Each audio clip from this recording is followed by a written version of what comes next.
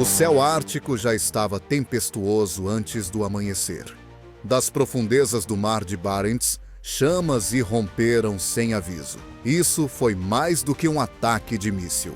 Foi uma declaração silenciosa e implacável de poder que aconteceu de repente. É aqui que começa a era de uma nova guerra.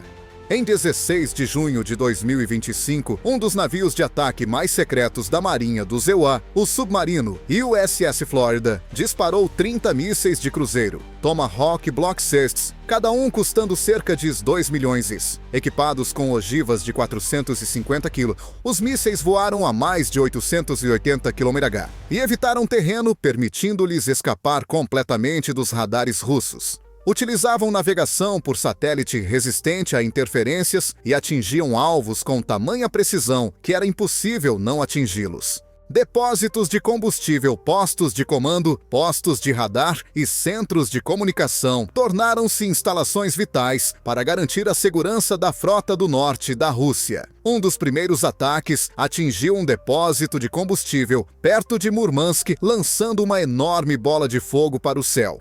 Ao longo da costa, outros mísseis destruíram uma subestação de energia que abastecia radares, bem como estações de controle para o sistema de defesa aérea, S-400.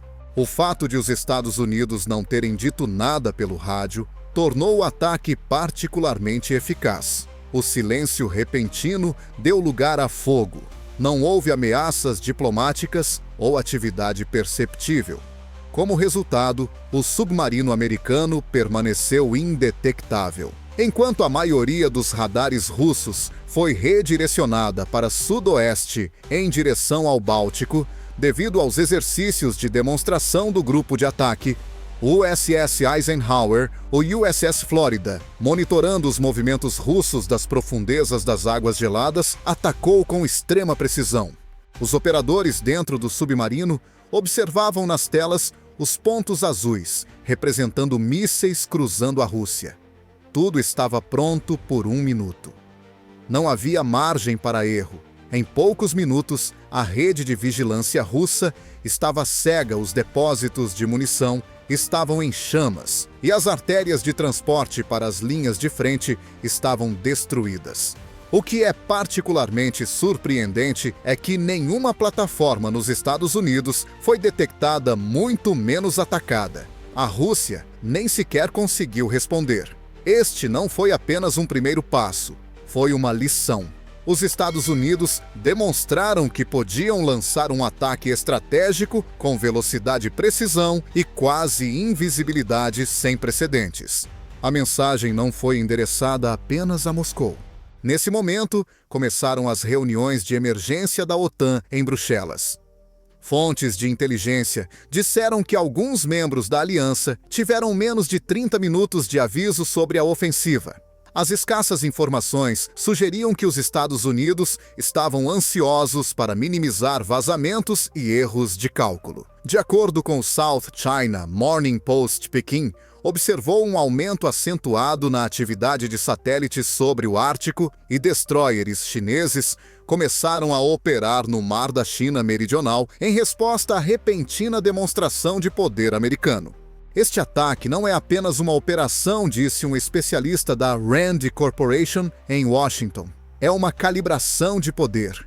Estávamos observando os Estados Unidos testarem sua própria prontidão e a do inimigo. Os centros nervosos foram atingidos. Isso aumentou minha confiança. Além disso, a segunda fase da operação já estava sendo preparada antes mesmo que o comando russo tivesse começado a compreender a escala do desastre. O que começou como um único incidente, mais tarde, se transformou em uma demonstração da destruição completa da infraestrutura construída ao longo de muitos anos. Enquanto o USS Florida completava sua primeira onda de ataques, o porta-aviões USS Gerald R. Ford entrou em movimento na superfície do Oceano Ártico. Esta fortaleza flutuante de 100 mil toneladas, equipada com o sistema de defesa aérea mais avançado do mundo, entrou em ação com velocidade e precisão. Logo, os motores de um FA-18 Super Hornet explodiam sobre o norte da Rússia. Apenas 10 minutos após o alerta, 2 esquadrões estavam no ar. Cada caça carregava JDAMs, bombas guiadas de precisão de 900 kg e mísseis AGM-88 HARM capazes de rastrear o radar inimigo. No entanto, os EA-18G Growlers eram as principais aeronaves de apoio. Eles foram projetados para confundir e cegar, não para atacar. Eles obstruíram as ondas de rádio com cápsulas de interferência ALQ-99, interrompendo os radares e as comunicações russos. O resultado foi inesperado. Operadores de defesa aérea em solo observaram alvos, fantasmas, sinais falsos e ruído em suas telas. As tentativas de contato com o comando foram infrutíferas. Nenhuma ordem foi recebida e os sistemas de mísseis antiaéreos perderam alvos devido ao ruído branco. Uma história interessante aconteceu perto de Severomorsk. O S-400 aumentou a potência do seu radar para detectar a aeronave se aproximando. 2 mísseis HARM atingiram a estação em segundos, destruindo-a antes que a tripulação conseguisse desligar a energia. Os americanos não apenas atacaram, como também controlaram o voo da batalha. Os E-2D Hawkeyes, radares de alerta antecipado que coordenavam ataques e rastreavam os movimentos dos sistemas móveis Pantsir e Buksan, estavam no alto do céu. Tentando se esconder em florestas e clareiras, foram atacados de cima por bombas JDAM com retardo de explosão programável, capazes de penetrar concreto e blindagem. Cada ataque fazia parte de um sistema complexo. Caças lançavam bombas Growlers, desativavam sistemas e Hawkeyes transmitiam coordenadas. Quando a primeira onda retornou ao porta-aviões, mais de 36 toneladas de munições haviam sido lançadas. Além disso, nenhuma aeronave foi perdida.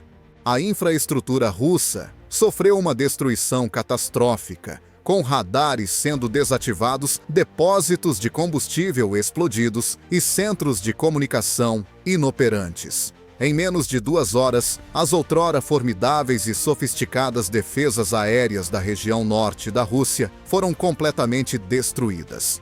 Não é de surpreender que a operação tenha sido realizada em total conformidade com o direito internacional, já que nenhum alvo civil foi atacado e nenhuma cidade ou área residencial foi danificada. Isso permitiu que os Estados Unidos permanecessem um país responsável, mesmo quando usavam a força de forma ostensiva.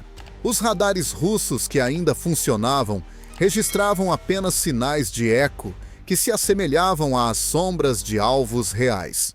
As tripulações de alguns complexos móveis decidiram desligar seus equipamentos, pois sabiam que qualquer sinal poderia ser usado como alvo. Este foi o início do segundo ato da Guerra Invisível. Na época, observadores militares noruegueses relataram que o quartel-general da Frota do Norte, em Severomorsk, estava em caos total. A comunicação com 3 centros de comando principais havia sido perdida. O equipamento estava com dificuldade para se movimentar, porque as estradas estavam destruídas. Os depósitos de munição estavam em chamas e as defesas aéreas restantes estavam paralisadas. Analistas confirmaram que nenhuma tentativa de interceptação havia sido feita. Isso não ocorreu porque as pessoas não quisessem, mas simplesmente porque não podiam. A operação foi anunciada oficialmente como resposta aos sinais alarmantes sobre a iminente implantação de sistemas balísticos na região de Murmansk. No entanto, extraoficialmente, tratou-se de um ataque de demonstração para avaliar a eficácia de um ataque integrado. A vitória do porta-aviões Gerald R. Ford demonstrou que os Estados Unidos ainda têm a capacidade de dominar qualquer lugar onde seus FA-18 voem. Mais um ato da sinfonia de alta qualidade está por vir. Quando os primeiros Super Hornets retornaram ao convés do USS Gerald R. Ford, após o término de suas missões, algo muito mais assustador começou a acontecer sob o espesso gelo ártico. A segunda onda de destruição começou com o USS Florida, que permaneceu escondido sob as águas geladas. A segunda onda de destruição começou menos de 90 minutos após a primeira, quando 40 mísseis Tomahawk deixaram seus lançadores verticais com segundos de diferença. Desta vez, os alvos eram ainda mais importantes. Na verdade, não eram apenas armazéns ou radares que estavam sendo alvejados. O foco estava em redes elétricas, centros logísticos, centros de tomada de decisão e bunkers de comando subterrâneos. Essas instalações fortemente protegidas foram construídas para estarem prontas para uma guerra em larga escala. No entanto, mesmo os Tomahawks modernizados, alguns dos quais, equipados com ogivas perfurantes de concreto, não conseguiram atingi-los com precisão. Um desses projéteis atingiu um bunker perto de Severomorsk, penetrando metros de concreto e aço, danificando equipamentos e matando pessoal. Em segundos, a liderança da região foi decapitada. O ataque causou destruição generalizada da infraestrutura. A subestação que fornecia energia para as estações de radar ao longo da costa foi destruída por 2 mísseis. A explosão dos transformadores cortou instantaneamente o fornecimento de energia para grandes áreas, desligando completamente os principais componentes da rede de defesa. Não havia mais comunicação entre os postos de comando. Os oficiais russos que sobreviveram tentaram usar canais de backup, mas também estavam bloqueados. Nesse ponto, os Growlers, aeronaves de guerra eletrônica de média altitude, voltaram a voar. Eles bloquearam as comunicações de rádio e todas as frequências disponíveis, incluindo as frequências táticas usadas para coordenar caças e SAMs. Os S-300 SA-15 e Pantsirs foram bloqueados, considerando que qualquer radar ativo seria inevitavelmente um alvo para mísseis HARM. Algumas tripulações até abandonaram seus sistemas. A interação foi impecável. Os Tomahawks atacaram alvos fixos, os Growlers monitoraram alvos eletrônicos e os Hawkeyes controlaram o campo de batalha. Tudo isso aconteceu de forma rápida e silenciosa do lado dos defensores. No entanto, os danos físicos não foram a característica mais destrutiva da segunda onda. Além disso, foram causados por um choque psicológico. Mais tarde, analistas militares em Moscou notaram que o mais assustador não foi a destruição, mas a rapidez com que ela ocorreu e a facilidade com que a defesa aparentemente inexpugnável ruiu. Nenhum sinal de alerta, nenhum esforço criativo, nenhuma tentativa de diálogo, silêncio e um golpe invisível. Em alguns locais, a equipe tentou resistir, inclusive usando geradores de emergência e tentando coordenar as operações manualmente. No entanto, não foi suficiente. Explosões de munição em armazéns causaram detonações secundárias em equipamentos e logística. Devido à falta de comunicação com os bombeiros, caminhões de combustível danificados causaram incêndios que não puderam ser extintos. O descontentamento se espalhou mais rápido do que as informações. 1 hora após o segundo ataque, toda a área de Pechenga, a Arkhangelsk, ficou sem cobertura de radar ativa, relataram observadores militares na Finlândia. Isso deu aos americanos autonomia quase completa.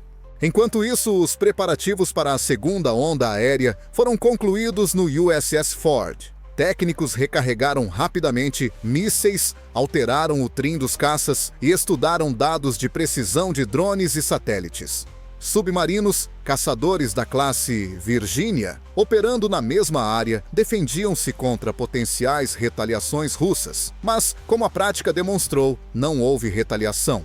Na verdade, nenhuma. A principal força dos Estados Unidos não residia apenas em suas armas, mas em sua capacidade de agir com mais rapidez, precisão e coerência do que qualquer adversário em potencial. Como a fase 2 demonstrou isso, não é mais apenas um ataque, é uma completa incapacidade de resistir. Segundo fontes ucranianas não confirmadas, após a segunda onda de ataques, o exército russo iniciou uma inspeção em larga escala de todos os sistemas de comunicação do norte, o que resultou na demissão de alguns oficiais. Isso pode indicar uma profunda crise interna de gestão que levou à destruição e à perda de confiança em sistemas considerados confiáveis. Um porta-aviões, um submarino, 20 aviões e menos de 3 horas de operação. E toda a frota estava em estado de completa paralisia. O mundo inteiro observava atentamente. Analistas da Coreia do Sul afirmam que a China iniciou imediatamente uma inspeção em suas zonas costeiras.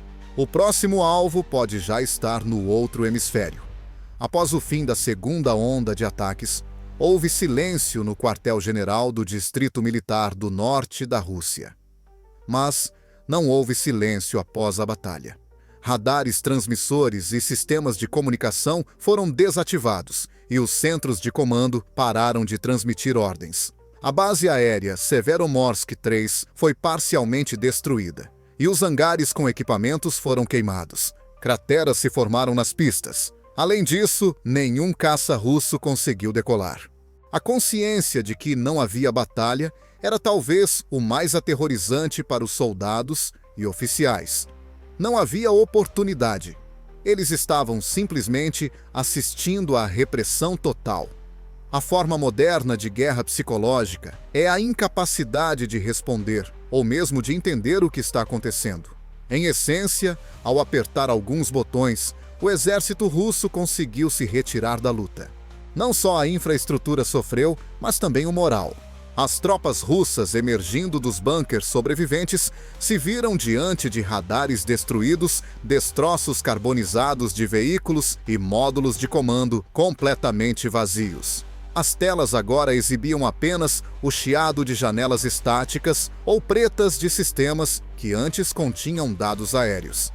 Muitas pessoas não arriscaram reiniciar os radares porque sabiam que seria o último recurso, já que o míssil AGM-88 HARM poderia reagir em segundos.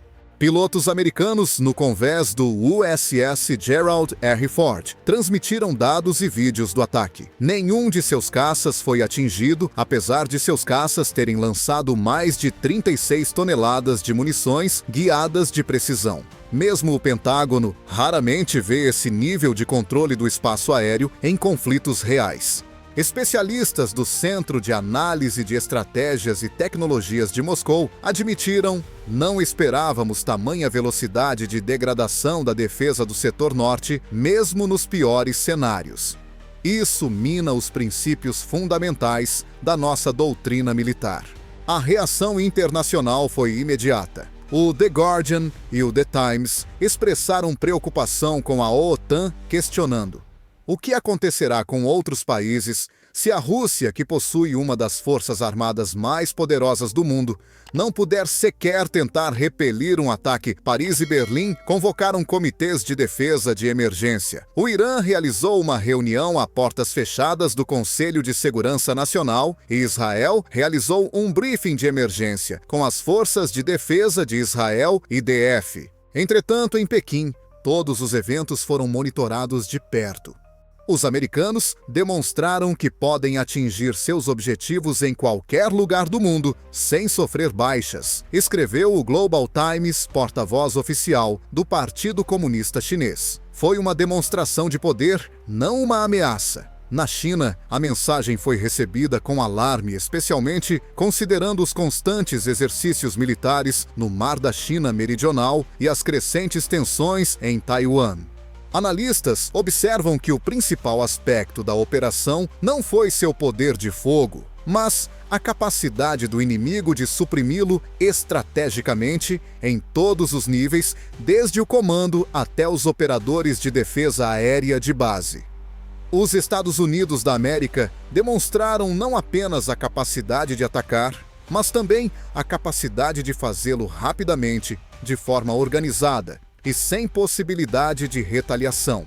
No convés do USS Ford, o trabalho continuava. Técnicos recarregavam os aviões e pilotos substitutos se preparavam para uma segunda surtida, caso fosse dada a ordem. No entanto, tudo indicava que isso não era mais necessário.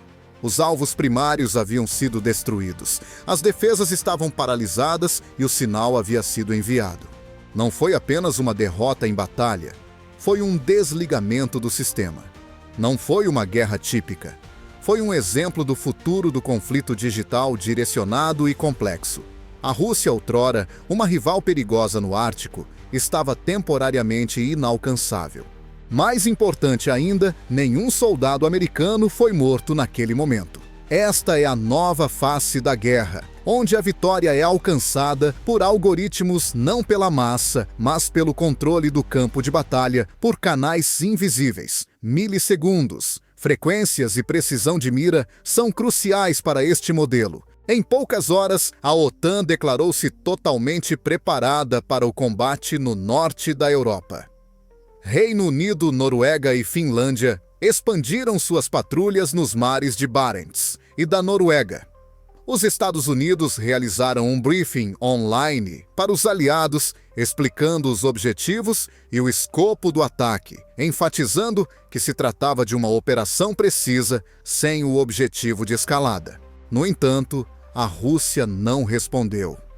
Mesmo 12 horas depois, a mídia oficial permaneceu em silêncio.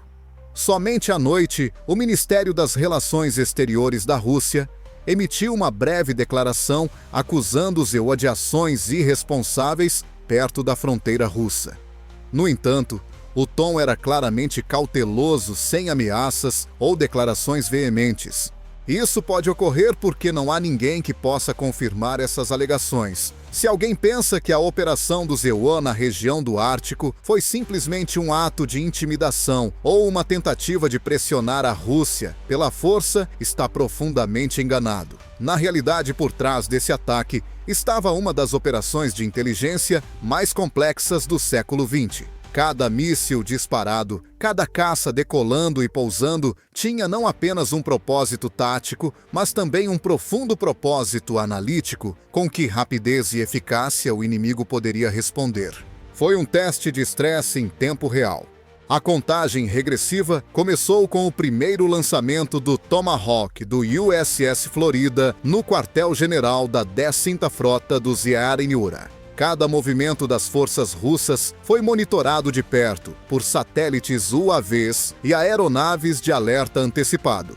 Geradores de emergência foram ligados, tentativas de restabelecimento das comunicações e a movimentação de unidades móveis foram documentadas. A atividade dos satélites, os serviços de emergência e as equipes de bombeiros foram monitorados em tempo real. A principal questão que os analistas do Pentágono tentavam responder era quanto tempo a Rússia levaria para perceber que estava sob ataque. A resposta foi surpreendentemente simples: muitos. O lado americano constatou que se passaram mais de 11 minutos entre o momento do primeiro ataque e o primeiro sinal de rádio do nível de comando. No contexto da guerra moderna, isso significa uma eternidade. Nesse momento, os mísseis já haviam atingido seus alvos e as aeronaves estavam no céu. Esse atraso representa uma falha nos sistemas de alerta, comando e controle. Testar a eficácia da guerra eletrônica também foi uma parte importante. Os Growlers AA-18G operaram em condições ideais sem problemas de contra-interferência ou frequência. Os militares americanos queriam demonstrar o quão profundamente até mesmo sistemas modernos como o S-400 ou o Pantsir podiam ser bloqueados. No final, a maioria dos sistemas sequer tentou atingir o alvo. Muitos ficaram cegos antes mesmo do ataque começar. Além disso, UAVs especiais RQ-4 Global Hawk foram enviados à área de conflito para monitorar as consequências dos ataques em tempo real. Os departamentos analíticos da OTAN e o Centro de Comando na Alemanha receberam seus dados diretamente. A comparação de imagens de satélite antes e depois, 30 minutos, após o término da fase de ataque, permitiu uma avaliação da destruição com uma precisão de até 95%. Contudo, Algo mais era mais importante, como responder às consequências. Os Estados Unidos têm acompanhado de perto a rapidez com que as defesas russas estão sendo restauradas. Quanto tempo levará para que os canais de comunicação de backup sejam reconectados? Serão utilizados sistemas adicionais de defesa aérea? Qual é a resposta política do Kremlin? Os primeiros sinais vindos de campo mostraram que a resposta não era apenas lenta, mas também desarticulada. Em poucas horas, começaram a surgir divisões entre as unidades, uma falta de coordenação geral e uma dependência de postos de comando destruídos. Em algumas áreas, houve até mesmo uma perda completa das comunicações internas entre os nós de comando. Analistas militares do Instituto Internacional de Pesquisa para a Paz de Estocolmo, SIPRI, observam: esta operação foi um doloroso raio-x para toda a estrutura de defesa da Rússia. Estamos convencidos de que um ataque bem planejado, preciso e rápido pode destruir um sistema aparentemente poderoso, mas não uma invasão massiva. Significativamente, as ações dos Estados Unidos foram realizadas em estrita conformidade com o direito internacional humanitário. Alvos militares foram os únicos alvos atacados. Centros civis, hospitais e áreas residenciais foram excluídos da lista de alvos. Graças a essa contenção estratégica, Washington conseguiu demonstrar sua força e evitar acusações de agressão por parte da comunidade internacional. Neste caso, o ataque não envolveu a introdução de tropas ou a tomada de território. Foi limitado tanto em tempo quanto em força, mas foi precisamente sua eficácia excepcional que levou academias militares ao redor do mundo a estudá-lo. O Pentágono já confirmou oficialmente que os dados coletados serão usados para revisar os padrões de avaliação da prontidão do inimigo e criar novos protocolos para coordenar a aviação, a marinha e a guerra eletrônica. Assim, a operação contra a frota do norte da Rússia não foi apenas uma medida de pressão, mas também uma informação útil para operações subsequentes. Além disso, no contexto de instabilidade global, especialmente no Ártico, no Mar da China Meridional e no Golfo Pérsico, esse conhecimento pode ser vital. No entanto, esta história tem um destinatário adicional. Alguém que acompanhou de perto toda a operação do outro lado do planeta, a China. Embora os mísseis tenham sido lançados no norte da Rússia, seu impacto real atingiu Pequim, o Mar da China Meridional e o quartel-general do Exército de Libertação Popular da China. Os Estados Unidos lançaram um ataque estratégico calculado em termos de tempo, propósito e efeito político. Aos olhos do mundo, não foi apenas um ataque à infraestrutura de defesa russa no Ártico. Mostrou que a China era a verdadeira receptora do sinal. A China vem expandindo ativamente sua influência em áreas disputadas ultimamente. Isso é conseguido por meio da criação de bases militares em ilhas artificiais no Mar da China Meridional, da expansão das patrulhas no Estreito de Taiwan e do estabelecimento de estações de vigilância na Zona Ártica. Pequim acredita que o controle sobre rotas marítimas e passagens estratégicas é o caminho para o status de superpotência no mundo. Assim, a demonstração da capacidade americana de atacar com rapidez e precisão, sem perdas e com total controle da situação, tem causado preocupação na região asiática.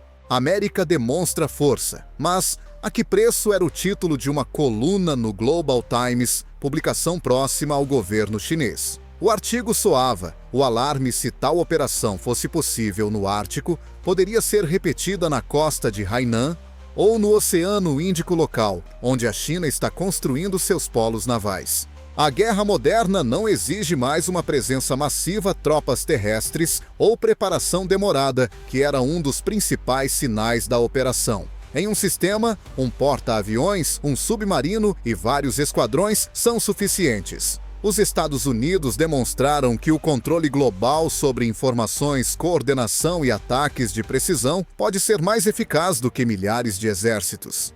Para a China, foi um lembrete de que, Se um sistema não puder operar em condições agressivas, ele não sobreviverá a um ataque, mesmo com grandes investimentos em navios modernos, defesas aéreas e inteligência por satélite.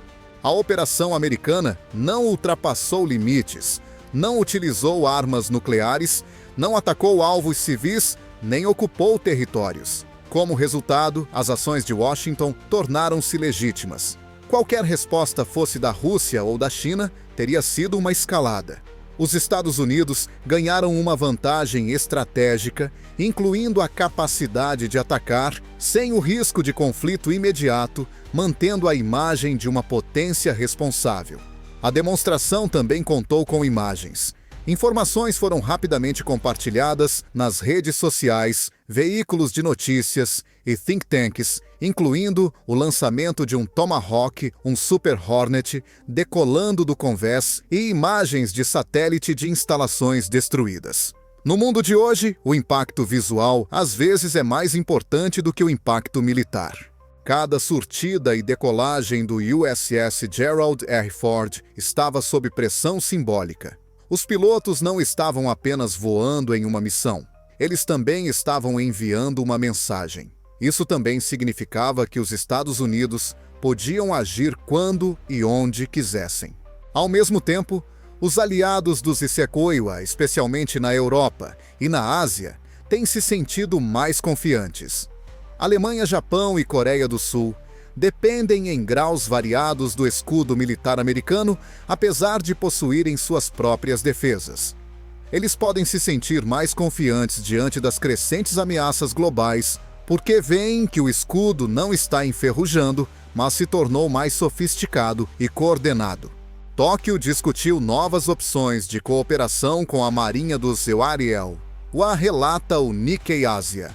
Analistas sul-coreanos acreditam que Pyongyang e Pequim agora usarão menos força. Ao mesmo tempo, aliados da China, como Irã, Venezuela e Coreia do Norte, intensificaram os testes de seus sistemas de defesa, temendo que a operação na Rússia possa servir de modelo para conflitos futuros. O fato de os Estados Unidos terem realizado esta operação sem perdas foi o sinal mais forte. Foi único.